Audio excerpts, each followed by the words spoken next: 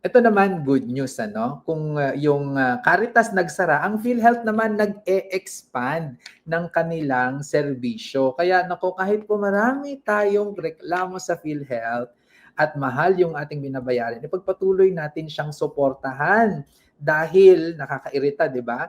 Um, uh, ano tayo,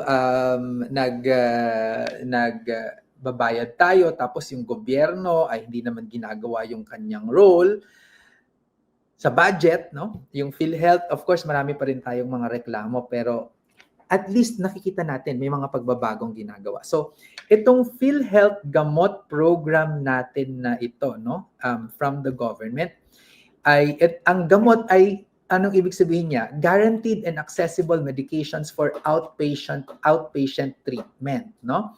At ano yung ibig sabihin niyan? May free medicines under PhilHealth Gamot, no?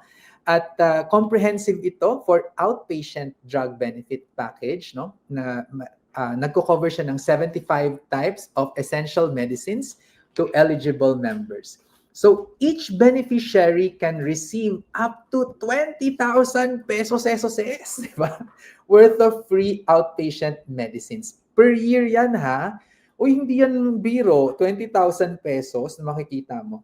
And this is part of the expanded benefit of the larger YAKAP program o yung Yaman ng Kalusugan program.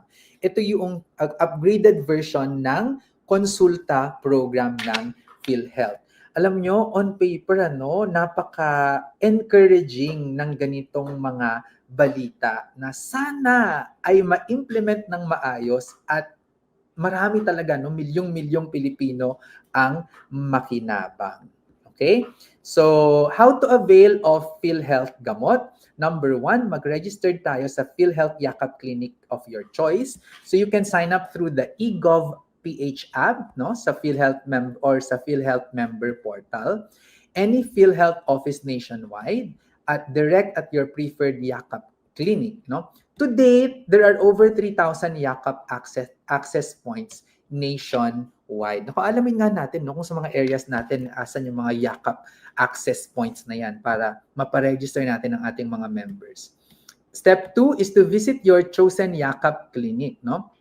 So magkakaroon ng medical assessment sa inyo and your primary care doctor will issue a PhilHealth Gamot prescription at yung prescription slip na yan ay kakailanganin ninyo dahil nandyan yung unique prescription security code para tayo ay maka-access nitong libreng gamot. Okay?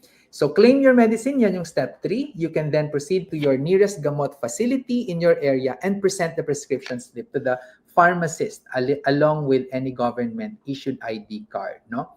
So bisitahin lamang po ang PhilHealth official page for the updated list of accredited gamot provider. Okay? So siguraduhin naka-register ka sa PhilHealth to enjoy the benefits at para makita natin yan. Ako si Sir Vince, ang inyong financial guro, nagsasabing ang pagyaman na pag-aaralan at napagtutulungan.